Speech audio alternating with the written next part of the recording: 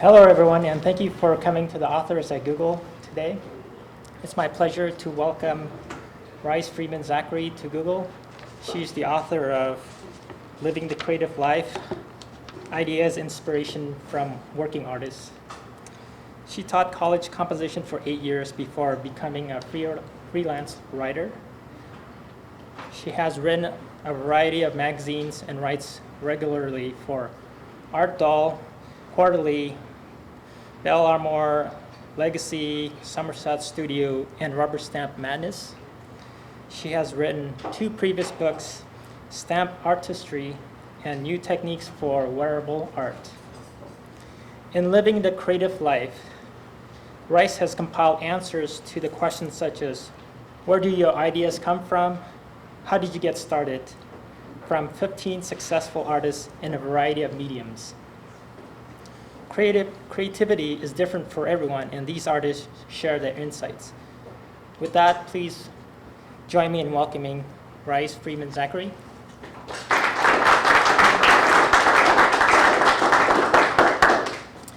Thank y'all for inviting me here to talk about my all-time favorite subject, which is creativity. To tell you how I got started, in 1991, I started interviewing artists for these publications that Jimmy mentioned. And I was supposed to write about how they got started and what they did, but I always managed to work in, what is creativity to you? And where do you get ideas, and where does inspiration come from? And how does it feel once you get an idea and you know that it's going to work out? What is that? Do you feel it right here? Because growing up, the 2 things that I was interested in were writing and making stuff. And the writing always came easily for me. I could write, I could do well with that. But the making stuff was an entirely different thing. I had a set of a children's encyclopedia, and volume 10 was called Things to Make and Things to Do, and it was how to make these really cool and wonderful contraptions and artwork out of rubber bands and clothespins and empty toilet paper rolls. And they would have pictures of the finished piece, and they were just fabulous. They were contraptions, and they were gorgeous works of art, and mine always looked like rubber bands and clothespins and empty toilet paper rolls. So I kind of gave up on that whole making things part of it, and I followed the writing. And then when I started working in 1991 with all of these artists and asking them questions, I realized that you don't have to be able to draw in order to create. And you don't have to be able to paint in order to make art. And that art is not relegated just to representational art or fine arts or even visual art. Art can cover a wide variety of things. And it can indeed cover engineering and music and writing. And so I started thinking about, here's the perfect opportunity to ask all these people that I interview these questions. And I started nagging my various editors. I wanted to write this book. The thing is that in the world of book publishing, there are niches. And there's fiction, and there's nonfiction, and there's how-to, and there's inspirational, and there's self-help. And in the craft world, they basically have one category, which is how to make it. And all of the books were step-by-step process. So the first 2 books I wrote were like that, because that's how you have to get in. And I kept telling them, there's an audience for this. People want to talk about creativity. They want to hear artists who have made a living at making whatever they make. They want to hear how they've done it and how it feels to do it. So finally, after many rejections of various proposals, we got this in the works. And I picked out 15 of the artists that I'd interviewed previously, well, about a dozen, and then a couple that I hadn't had the chance to but wanted to. And I sent them a 20-page questionnaire and asked them all the questions that I'd wanted to know. It was actually 20 questions with sub-questions, and it went on forever. And I asked them everything from, what's your earliest childhood art-making experience, to how does it feel when you finish a piece? Surprisingly, some people said that it was great. They were happy to finish it. And others said it's like having one of your limbs removed. Here's something you've worked on. In some cases, one woman is a bead artist, and she sews beads on, she makes jewelry and entire sculptures out of individually sewn beads. And she will work 8 to 10 hours a day, 7 days a week for 6 to 8 months, sometimes a year and a half on a piece. And she said that when she's finished, it's like there's a huge hole in her life. She has worked with this intimately for so long. So what I did was, I thought, if you started out with where creativity comes from and you follow it to its logical conclusion, how can you inspire creativity in others. And the two questions that I wanted to answer is, what is creativity? Because people have different ideas. Some people will say, oh, it's being able to draw. It's being able to visualize something in your head and draw it with a pen on a piece of paper.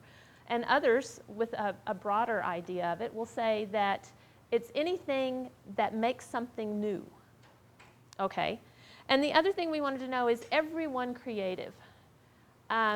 I asked the artists this, and most of them agreed, well, all of them agreed, that everyone has the capacity for creativity, the ability to be creative, but that the way society is structured, it is not nurtured or encouraged. Public schools, there's no funding for art classes, music, even the English classes where you once were exposed to great literature and now are just pretty much make sure they know how to read and write well enough to pass whatever test it is that your state has. And so a lot of people, the majority, unfortunately, grow up without having any way to tap into that natural creative urge that they have. You start out young, you're playing with clay, you're playing with crayons, you're playing with whatever, and then at some point you realize society doesn't value that. You have to go and get a job that is going to provide a living for you and whatever family you have. And you kind of tuck that away in a lot of cases and eventually forget that it was ever there.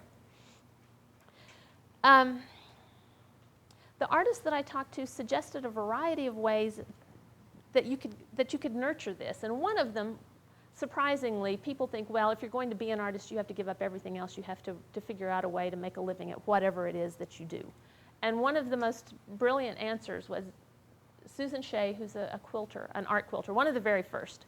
And she said, don't give up your day job. Find a job that you can put up with, that you enjoy going to enough so that you don't have to call in sick 3 days a week, and go and do that. But it needs to be a job that only goes from 8 in the morning till 4 o'clock, not teaching or medicine or something that consumes your entire being. And then work on your art, your music, whatever it is, in the hours that you have left. In talking about what creativity was, I asked all of the artists, and I'm going to read some of their answers to you because they're eye-opening in many ways. The artists that we've got here vary from quilters to people making figurative sculptural art, art dolls, jewelry. There's a guy who's making really cool puppets. A sculptor, a ceramicist who was named the State Artist of New Mexico and had a retrospective of her life's work at the Harwood Museum in Taos, Melissa Zink. So we've got a wide variety of artists, and as you would expect, there are a wide variety of ideas about every one of the questions I ask. And in asking them what creativity is, one of them, she is an illustrator, cartoonist, and collage artist, and she said creativity is opening up to the source spirit universe and becoming a vessel for inspiration to pour through you in an unadulterated fashion. She has kind of the sort of touchy-feely idea of what creativity is that was shared with several others. Wendy Hale Davis is a bookbinder, musician, and journal artist in Austin, Texas. She has the most fascinating life I've ever heard of, and I've gotten to ask her a lot of nosy questions. She spent some time on a Sioux reservation, the Rosebud Sioux, and she worked with the medicine men and listened to them. And Wendy also spent part of her time living under a van in someone's driveway for several years during her drug-addled 60s. 1960s, not her 60s, she's not that old, and has stories about being arrested by the cops during a peace demonstration back in the 60s, and just recently has inherited $1 million, and so now doesn't have to worry about ever living under a van again. But her story about creativity, she says, when I lived on the reservation Rosebud Sioux, I took a class in singing. The guys always said the songs just came to them. They didn't write them. It was like they were a channel. I'm not a religious person at all, and not even a particularly spiritual person, but this is what creativity feels like to me. I am a channel for something coming to me through the universe. Then there were the more pragmatic explanations of what creativity is. James Michael Starr, he's a collage and assemblage artist, a writer and filmmaker in Dallas, Texas, who quit a job. He was a graphic designer making six figures and doing well at his job in Texas, and decided that he was going to give it all up to do art. And shortly thereafter, his wife decided she was going to give up everything to do art. So fortunately, I think they'd paid off the mortgage by then. they're fabulous. He's really a terrific guy. And he says, I believe true creativity is a uniquely human and intellectual activity that resides in every individual. In my opinion, it usually appears and functions in connection with some interest or ability we're born with or develop over time. For instance, I believe that I was born with or developed an affinity for communication. In addition to my visual art, I like to write. And so creativity in me will most often reveal itself through some form of communication, even if it is a relatively inscrutable medium of my visual art. Even someone at the other end of the spectrum of rationality, perhaps a scientist, can exhibit creativity in a field we don't think of as being creative. So, fortunately, for all of us, you can go from everything from you're a channel for something that's flowing through the universe to a relatively rational explanation. This is something that's innate, and it comes out of you through whatever you're good at. So if you're good at mathematical equations, your creativity will come through there instead of maybe taking the form of painting. My definition of creativity had always been making something that you've never seen before. It doesn't have to be making something that doesn't exist. Let's say you paint, and if you have an idea for a painting and you've never seen that painting and you paint it, and it turns out that someone was painting the almost identical painting in Kansas City at the same time, it still counts as creativity because you had not seen that. So what you were creating was pure from you, not influenced by anything else that you'd seen. And thinking about it that way, anything can be creative and anything can be uncreative. So we could take something like cooking. You could have creative cooking and you could have non-creative cooking. If you follow recipes, you get cooking magazine, whatever, and you follow the recipes exactly, that's cooking, and it's fine and it's wonderful, but you might not really think of it as a creative endeavor. However, if you take a recipe and you taste it, you try it, and then you decide you're going to do whatever you have to. I don't cook, so I can't even come up with a good analogy here. You leave out stuff and put in other stuff, and maybe you change the temperature of the oven, and it comes out, and it might be bad and it might be good. It doesn't matter. That was creative cooking. As long as it's palatable, I guess that's acceptable. It doesn't have to get 5 stars. Costume design. If you have a pattern that you've gotten from somewhere else, or you're copying something that you've seen in a book of 18th century costumes, that would be on the less creative side. If, however, you're taking a picture of some kind of a bird of paradise and you're trying to recreate that in fabric and fibers, you could argue that that was on the creative side. So it's an element of newness and of difference, of looking at things in a different way. And that was key amongst the artists that I talked to. They had not bought into what I call the rules, the way you're supposed to do things, the way you're supposed to look at life, the way you're supposed to react to various situations. And there are a couple of really good examples in here. One of them is Susan Shea, the art quilter that I mentioned. She was probably one of the first. And if you're not familiar with the term art quilts, you know traditional quilters. They do things with the patterns and the templates and the squares that all fit together. Art quilters are doing things like painting on whole cloth. They're transferring photographs to cloth. As long as you're stitching layers of fabric together somehow and attaching those, it's considered a quilt. Anything else you do that doesn't fit in the traditional realm of quilting is considered an art quilt. And Susan Shea was one of the first of those. And in the book, you can see photographs of her fabulous work. Huge quilts, and she's painted and she has written text on those, and they're heavily embellished. She started out, she has an art degree, and she started out as a painter, but Susan is legally blind. She can't drive, and she can't see much of anything except shapes and colors. So she worked very large, and instead of trying to do the traditional quilting, which would be impossible for her, the little tiny stitches, she created these huge, gorgeous things. She wanted to quilt. Her eyesight wasn't that good. Instead of saying, okay, I'll buy into what it is to be a quilter, she said, no, this is what it is to be a quilter. Another example of someone wanting to do something and not following the rules, Scott Radke. You'll notice his quite amazing puppets in the book. There are photographs of those. Those started purely by chance. He was an artist. He was kind of, he drew, he did sand sculptures, he did a lot of different things. And then he fell in love. And he fell in love with this woman, and she had to leave early on in their courtship to go home to Atlanta for Thanksgiving. And he was pretty well besotted by then and wanted to ask her to marry him. Now, the rules for asking a woman to marry you are pretty straightforward. You know, will you marry me? And then if you want to be really traditional, you do the rings and the flowers and stuff. Well, what he did was he decided to make something for her, and he made a likeness of himself, a large figure, and dressed it in the clothes he'd been wearing when they met, and wrapped it in leaves that he picked up under the tree where he first kissed her, and then he attached some of his hair to the top of it. He wrapped it up and he mailed it to her parents' home in Atlanta, and she said yes. Apparently she was kind of a no rules kind of woman too, because otherwise she might have been worried when this thing wrapped in his clothes with his hair showed up in the mail after Thanksgiving dinner. But it worked well, and their daughter, there's a picture in here of their daughter sitting in the studio surrounded by his puppets. Another example of thinking, and it's so cliche to say thinking outside the box, but that's what it is. Instead of saying, okay, how do I do this and how do I go here? Melissa Zink, early on in her career, she made ceramic sort of dioramas. They're fabulous things, very detailed, and they all contained a story. And the storyline moved from piece to piece. They had the same characters in them. And she said her ideas and inspiration and creativity were so prolific that she never went more than a day or two without an idea. But at this point, she hadn't had one in a couple of weeks, and she was getting worried. She thought maybe it was over. And she had been self-supporting, making enough money at her art for decades. You know, it wasn't something that she could just decide to give up. They lived in Taos, and she tells in the book the story of they would walk along the Rio Grande, and they crossed the river and they were walking, and usually walking and looking at the scenery around Taos and Santa Fe, usually that would do it. But it wasn't working. No ideas were coming, and she said she was really, it was getting to her.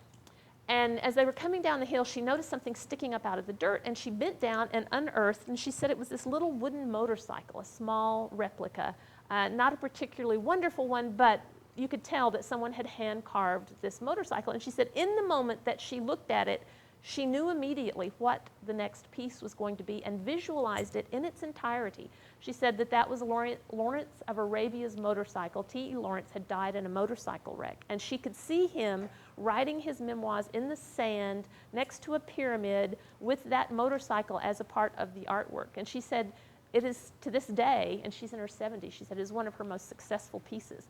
And it all came from picking up this thing. Instead of kicking it to the side or thinking, oh, what's that, a kid's toy, she knelt down and looked at it and allowed the ideas to come to her without censoring them. And it turned into this wonderful piece.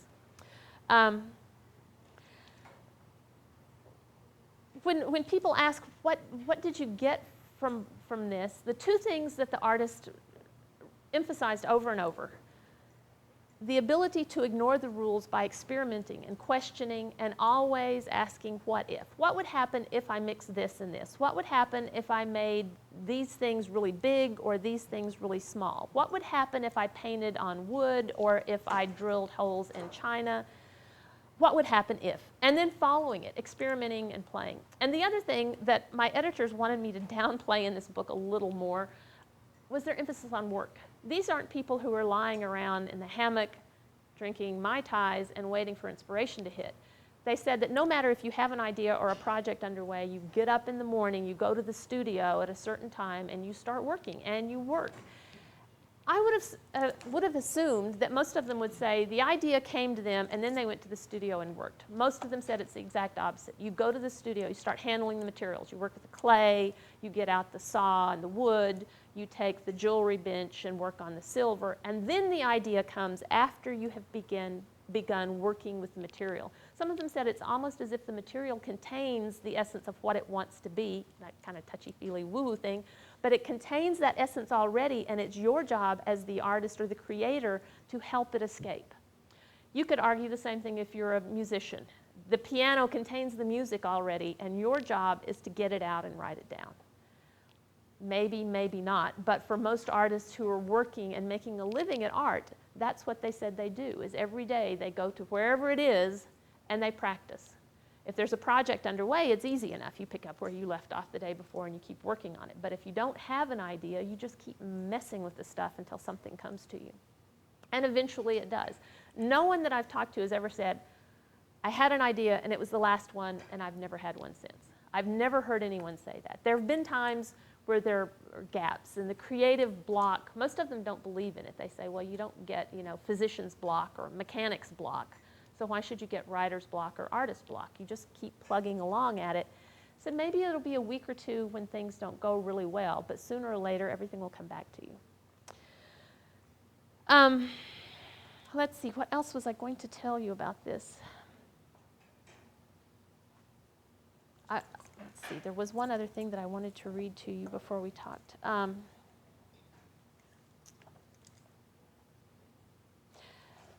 The question that we're answering in the next book that I'm working on now is that of space. And most of these artists, you would think that because they're working and they're making a living at this, they would have wonderful, well-appointed studios, huge places where they can go and create art. And for many of them, that's not the case. They say that they try to keep it, those who work on smaller pieces try to keep it compact enough so they can take it with them, so that no matter where they go, a lot of them have to teach to supplement their income. Teach, if they're a ceramicist, they teach ceramics. If they're a quilter, they teach sewing classes. And they have to have things be portable enough to take with them. Others have said that they can make art as well in a closet, and one of them actually does work out of a closet, as well in a closet as they could anywhere else. So it's not that you have the space and then you begin to make the art. It's that you make it, and whatever space you have will absorb it and you'll fit into it. So, okay. Instead of reading more, I thought I would just let you ask questions. It works much better for me that way. Then I kind of know what you want to hear instead of just kind of going on at you. So does anyone have anything in particular that you would like to? Yes? One of the class that was called The Process of Discovery. It was based on a textbook by a guy that studied interviewing of a bunch of Nobel Prize winners about how they got their ideas. And what he kept talking about throughout the book is that they were working on the stuff, they kept working, and at some point they thought they would never solve it, and they would take a break, they would walk around like in the story where the artist discovered the motorcycle. And then is when they would get their ideas. And I'm just wondering whether you saw that before in your studies? Yes, because when they're working and working and working, they're putting it all in there. And then at some point, you've just got to let that settle. And it's kind of like sifting it out. And you've put everything in, and then you walk away from it, and it kind of works itself out, and the really good stuff stays, and the dross sort of goes away. But I've heard that many times from the artists who say, yeah, you've got to do the research, you've got to do the study, you have to go and buy the material or whatever it is, do the sketches, do the preliminary work, and then maybe in the middle of the night, maybe while you're doing something else, it will come to you. And a lot of them tell stories, they're cooking. One of them, she said she's given up cooking. She lets her husband cook now because she would be cooking and she'd go, oh, that's it. And she would leave and go into the studio, and half an hour later, someone in the family would say, there's something on the stove, but we don't really know what it is. So, yeah, a lot of them talked about exercise. We kind of hit that a lot in one of the chapters about yoga and taking walks and mindless stuff. For some people, it works better if you put all the preliminary things into your head and then think about something else. And for other people, a lot of people, you don't think about anything. Mow the grass, mop the floor, whatever kind of mindless task that will keep you physically moving, that seems to be part of a necessity. Most of them said when they're moving and the blood's flowing, that works, and you kind of put the brain on hold. So that's a good question. Yeah,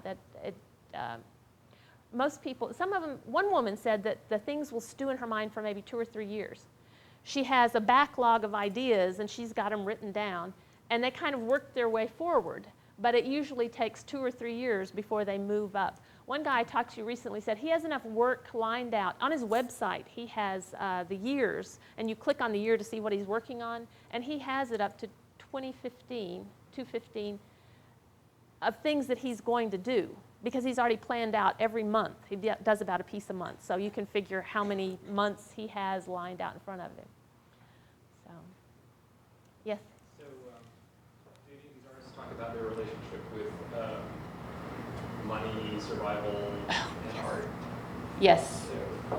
It's one of those things that it's so difficult. The creative people, you do something, you find something you love, and you start doing it, and it works well for you.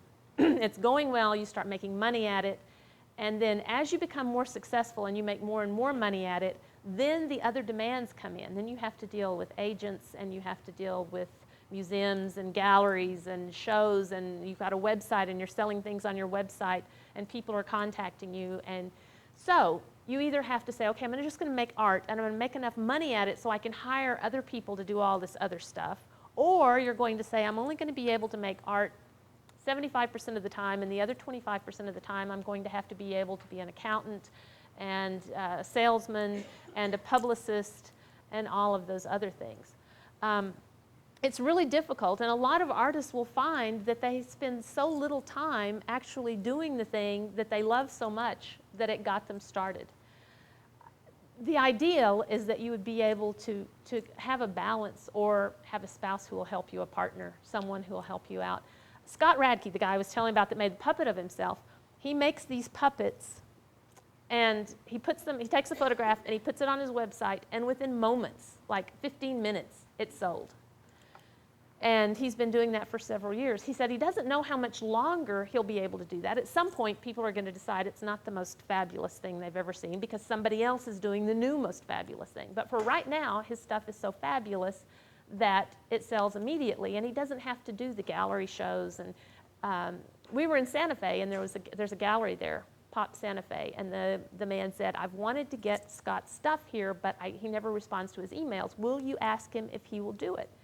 And I contacted him, and he said, I can't. He said, I stay so busy making the art that is selling, that is allowing us to prepare for the child's college education. He said, if I quit in order to pursue a gallery show, then I can't be making stuff that I'm selling every month on the website that's putting food on the table. It's one of those things that's just really difficult. Yes, ma'am? So a lot of artists will have sort of their art community, and it's very kind of low budget, I guess, because they're artists and they might be teaching a class to support those. But then now you're seeing a lot of, I'm kind of a reality TV junkie, so you get like Project Runways and the Top Chefs, which are basically what you're saying, like an artist, but they're put under a deadline to create something. And so like with Project Runway, which is where they make clothes, but they're given like 20 hours from here. You have no idea what you're going to do. Here's your assignment. Create something, and it's really interesting, I think, to watch these people create something at such a quick time. And then kind of what you're saying with when people do start selling their work, it's so much more deadline driven. And once they kind of make it as an artist and they get all their money, it's deadline driven. Have you explored kind of the difference between how they work as sort of the struggling, starving artist versus like becoming the rock star and having the deadlines, and you've got to get this done if you want to get paid kind of thing, and sort of how that changes their creative process? Most of the people that I've talked to that have become successful are the ones who have gotten past that point of not being able to deal with the deadlines. So most of the people I talk to are the ones that haven't fallen by the wayside because the deadlines were so intimidating to them. For a lot of artists, they think it's going to be just this fun thing.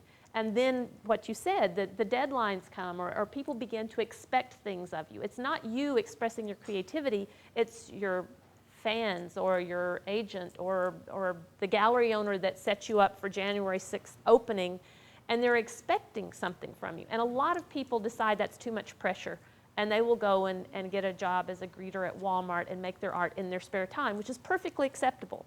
But those aren't generally the people that I end up talking to.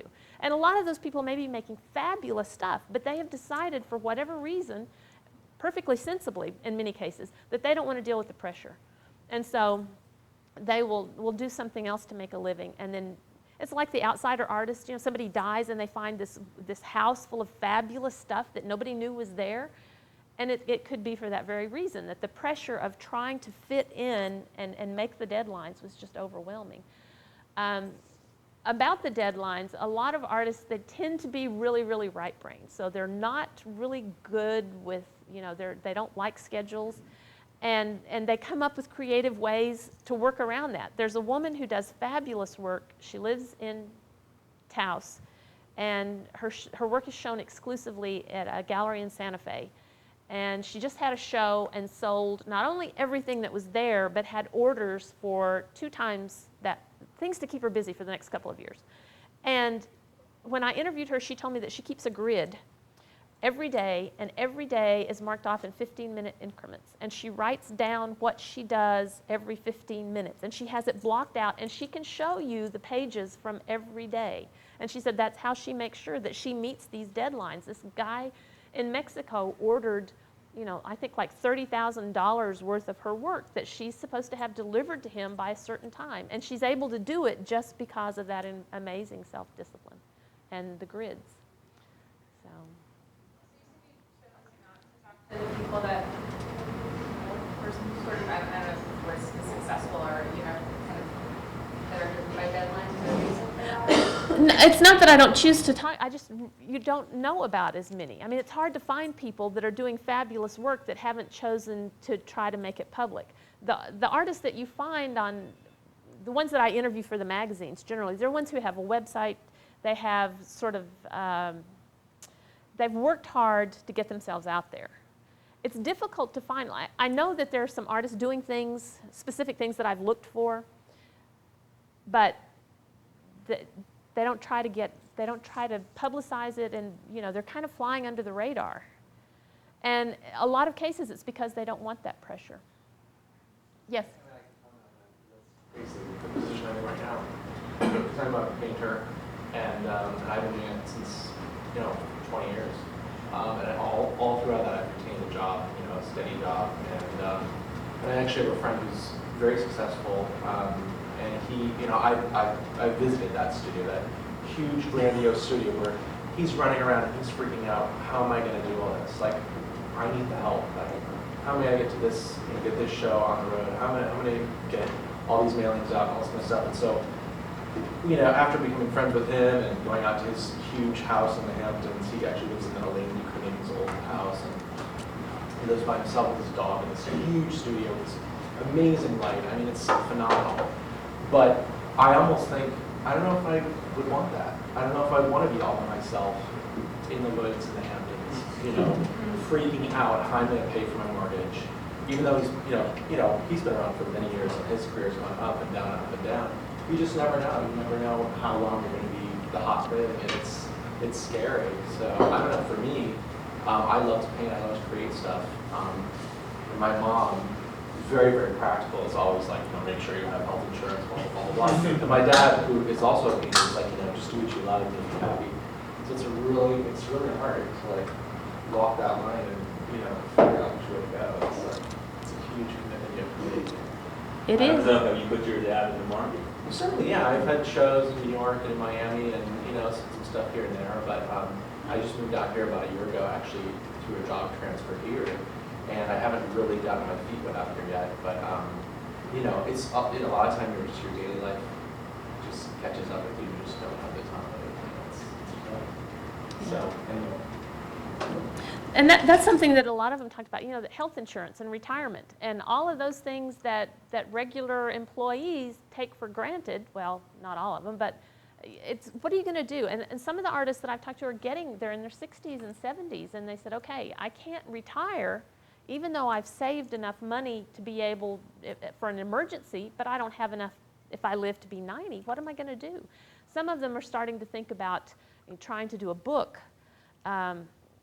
Like that's a way to make a lot of money. But, what can they do? Teaching. A lot of them have to fall back on teaching in the end because teaching will at least give you some sort of cushion. But health insurance is a big thing. If you're an artist, you don't want to get sick. You don't want to have major dental stuff going on. It's just... I was just going to say, there seems to be a lot of general society pressure to be a good cog in the wheel and work for someone else. And what you just described isn't really uniquely a problem with artists. It's simply because an independent artist is a business person. They're running their own, you're trying to live off your art, you're running a business for yourself. And that's is just really up against the wall again with respect to health insurance and the sort of thing that in a large corporation you just sort of take for granted because we can have people buy this stuff for us that essentially control. And it is really a problem. It is, and there's some creative solutions that artists in the book offered. One of them, Wendy, the one who lived under a van for a while, she said that she thought that we should have national treasures, and every year there should be an artist and a poet, a scientist, whatever, who are declared national treasures and are supported by grants that are given to them. And although there are some grants, they're kind of difficult to get, and if you're not practiced in writing grant proposals, those are kind of really a lot more trouble than they might be worth. But and there are some organizations that try to have retirement and health benefits for artists, that if you buy into them, you can do that. But it's a struggle. And a lot of the artists said even success, any kind of success is a struggle, because I even hesitate to mention it, but one example that a lot of them talk about is Thomas Kincaid, painter of light, you know, who did something and got very successful at it, and now can't not do it. Say that he was a wildly creative guy and he really wanted to do something completely different. Well, how can he afford to? Because he's making a ton of money and he has a lot of people whose livelihood is dependent on his continuing to make that money. And a lot of artists are afraid. They say, sure, I want to be successful. I want to be able to make a living at what I do. But if people really start liking it, then am I going to be trapped into that same thing for the rest of my life? If I have the accountant and the bookkeeper and the publicist, are they going to insist that I keep making this exact same kind of thing until I die? There's a woman who's won several awards at the International Quilt Show in Houston. She does wearable art and quilts and jewelry. And she's probably in her 60s now, and she's wanting to go off in a different direction. There's something else that's interested her. And she said the people who come to see her are livid. How can you do this to us? This is not what we come to see you for. This is not what we wanted. And it's not like they're jokingly protesting. They're actually angry at her. They expect that she is going to fill this particular area of their life with this thing that she's been doing, and they don't want her to do different styles, different colors, different materials. So if she wants to continue to teach and to be able to travel internationally as she does, she has to fill her classes. And the people who come to her classes, they want this thing from her. So yeah, that's a real concern for a lot of artists. How do you make enough to live on without selling yourself out entirely?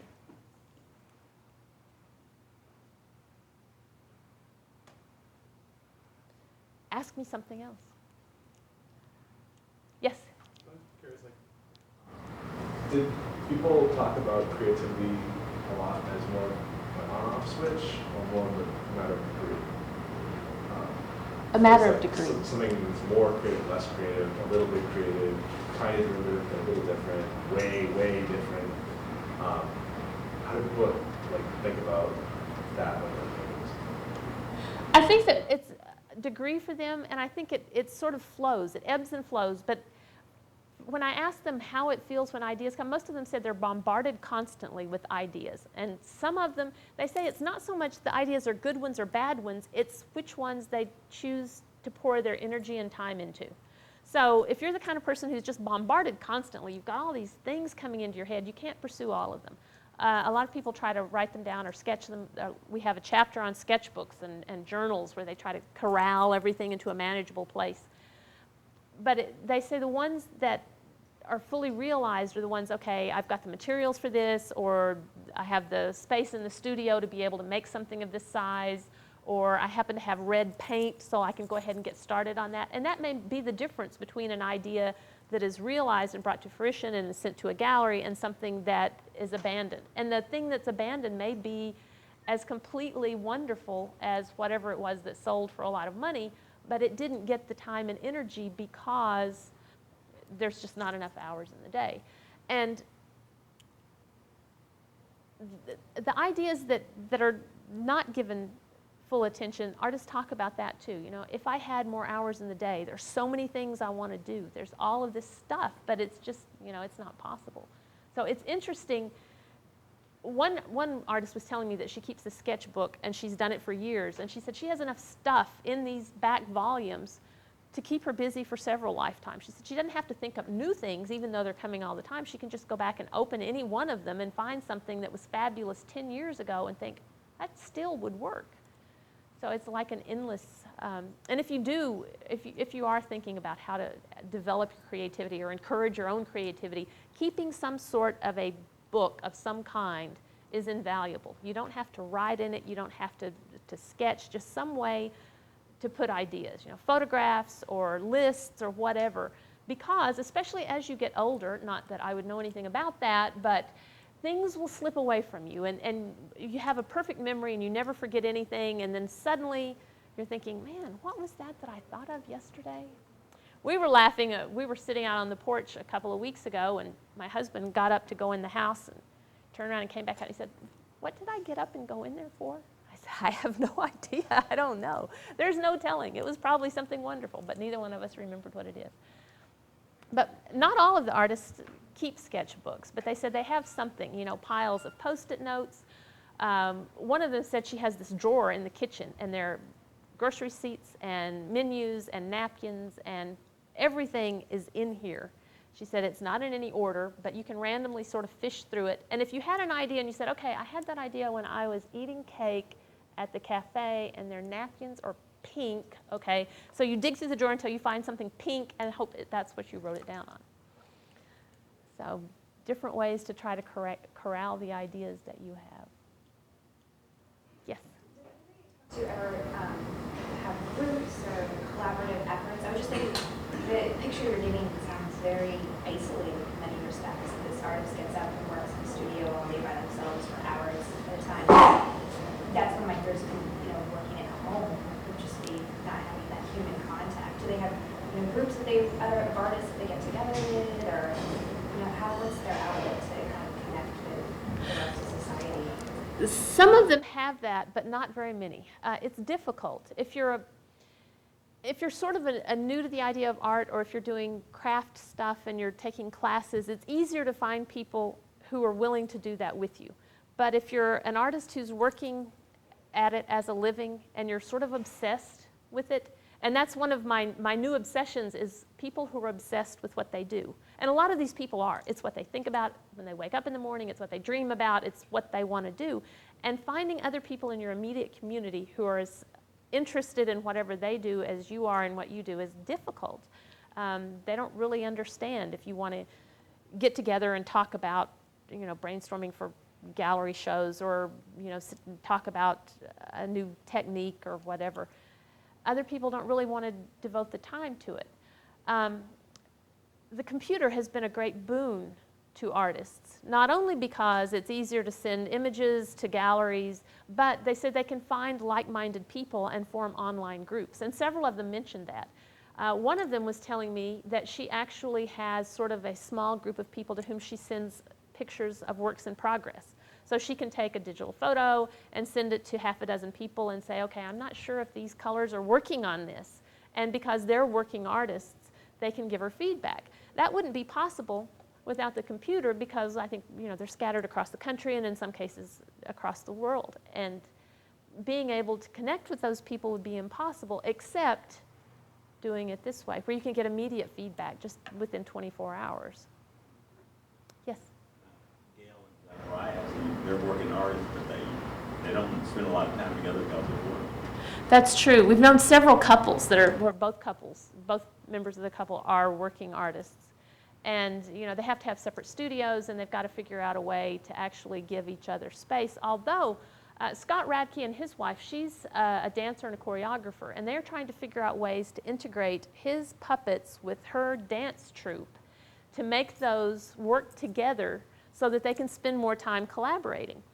Collaborative artwork is one way for artists to try to spend time together. And for some of them, it works really well. You've got someone else and you kind of mesh with them and you can work together. For others, they said it was their own version of hell. The idea that they have an idea that they're trying to pursue, and there's someone else going, no, put the legs over here. No, I think it needs wings. No, make it blue. Along in that same chapter, we talked about commissions. Having someone say, I love what you did here, make it in orange. It's kind of a love-hate relationship. Commissions are great because you've got the audience, the buyer is ready. They're waiting on whatever it is. They've already probably given you some of the money. You know how long you have to complete it. Boom. On the other hand, you've got someone calling you up saying, I changed my mind. I really don't want it 12 by 24. I'm thinking more like 8 by 36. And I'm going to send you a swatch from my new sofa. This has actually happened. I would like you to kind of match that blue in the painting because it's going to go over the sofa. Or you finish the piece, and then it turns out that their life circumstances have changed. They've gotten a divorce, they're going to move, their house size has changed. And they say, well, no, gee. And you said, well, you've already given me half of the price. I've spent the last 6 months making this for you. Then what? So some of the artists say commissions are the lifeblood of their work. They couldn't do it without. They like knowing what people want. They like knowing that someone is going to want this thing. But most of them said no. It's like the death knell to your creativity. Having someone, one told me, she said, what I do is I tell them they get 3 minor changes. The collage artist, she's not in the book, she's an artist that I talked to. She said what she does is she tells them, okay, she lays it out, she takes a picture, she sends it to them before she glues everything down, and she tells them you get 3 changes, that's it. Pick wisely, pick well, because once I put the glue on, that's it. She said she learned the hard way because she would get everything glued down and they go, oh my God, I can't live with that. So this is sort of the way that she's come up to get around that. Artist groups, the ones where people actually physically meet, they work well most often if the artists are on the same level. So if you're a full-time artist who's really successful, it's difficult for perhaps people who wish that they were you to be with you because they're going to be kind of envious and not just real happy when you get the next big show, unless they're friends that you had before you got famous. So in larger communities, it will work well. Some of the artists who live in larger communities have found that they can actually get enough people to meet together. But in places, a lot of the artists, little bitty town on a hill outside St. Louis, Missouri, or one woman lives in a log cabin in Washington State, like far from everyone. And she said getting into town to take a yoga class once every 2 weeks is a chore. So different life circumstances make it difficult, yeah.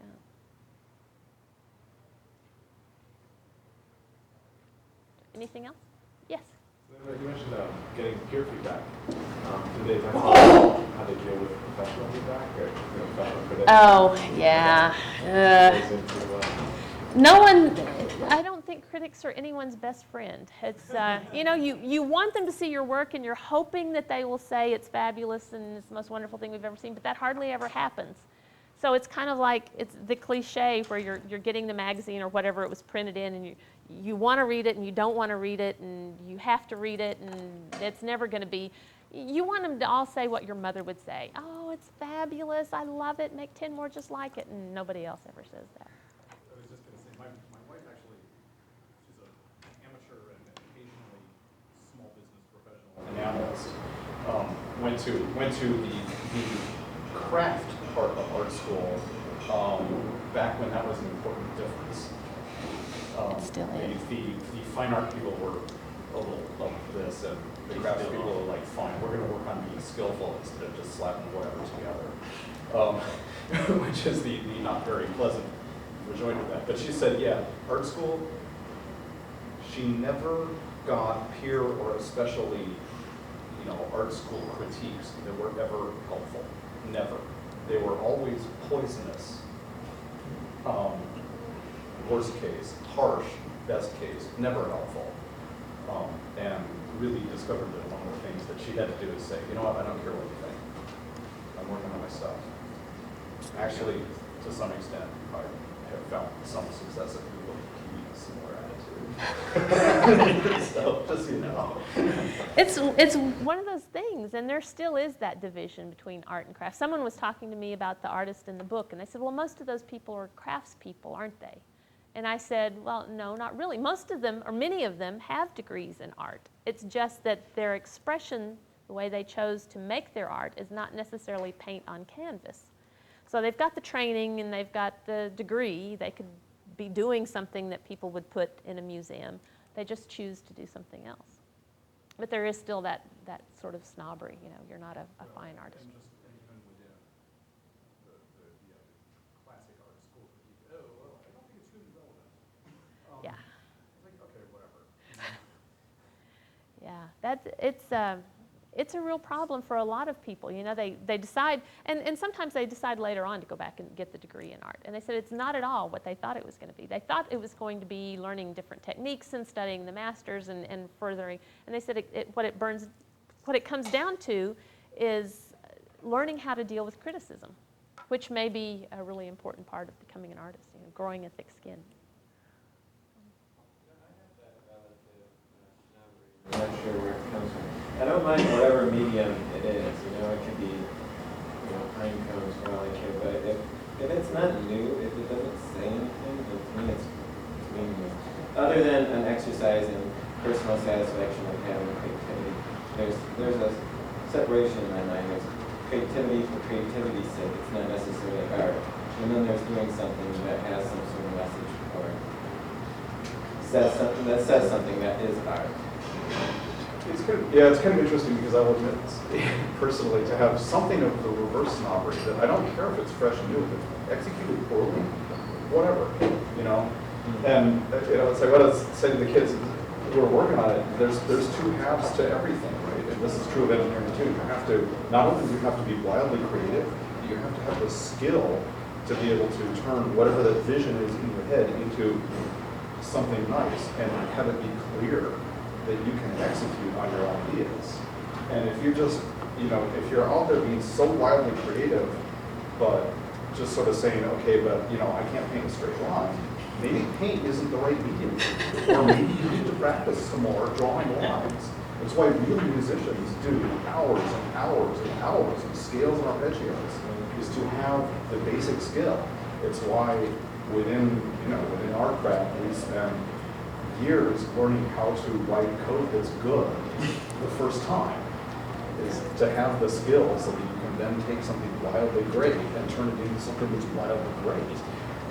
The skills are important, and that's one of the things that we talk about is, you know, you find out what you love, and then you take the classes and the workshops and do the studying in order to learn and master the skills needed to demonstrate that. Is that it? Okay, well, thank you very much for coming. I've enjoyed talking about the book, and I hope you enjoy it. Thanks.